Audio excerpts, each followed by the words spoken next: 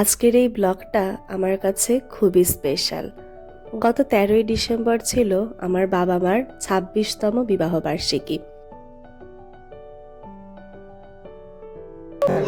একটু মাথাটা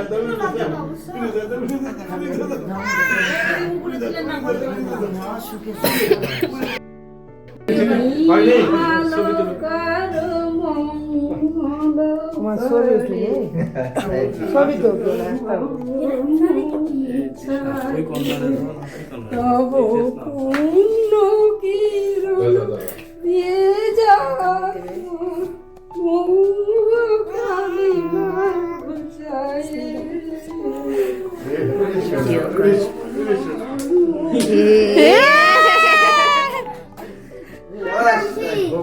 পিসিমা তুই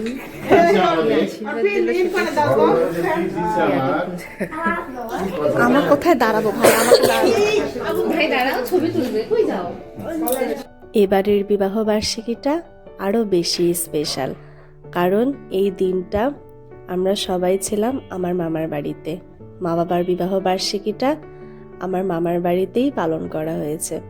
26 বছর আগে যে বাড়িতে যে মানুষগুলোর আশীর্বাদ নিয়ে আমার বাবা মা নতুন একটা জীবনে পদার্পণ করেছিল, 26 বছর পরে আমার মায়ের সেই চিরচেনা পরিবেশে গুরুজনদের আশীর্বাদ নিয়ে সবাইকে সাথে নিয়ে তাদের বিবাহ বার্ষিকীটা খুব সুন্দরভাবে পালিত হয়েছিল।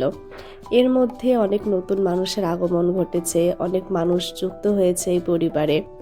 সব কিছুর মধ্যে আমার আনন্দটা একটু বেশি, কারণ আমার মামার বাড়ি আমার সব থেকে আবেগের একটা জায়গা। আমি যে আমার বাবা মার বিবাহ বার্ষিকীটা আমার মামার বাড়িতে উদযাপন করতে পারবো এটা ভাবিনি, কারণ সময় সুযোগ সব কিছু মিলিয়ে তারা যে এর আগে কবে এই দিনটায় আমার মামার বাড়িতে ছিল সেটা আমার মনে পড়ে না। এটা খুলে দেখি।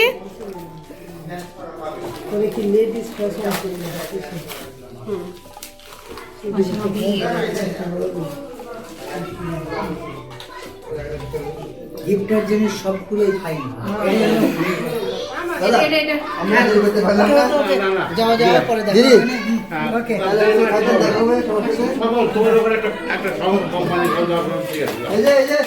আর এই পুরো ডেকোরেশনের প্ল্যান ছিল আমার বোনের।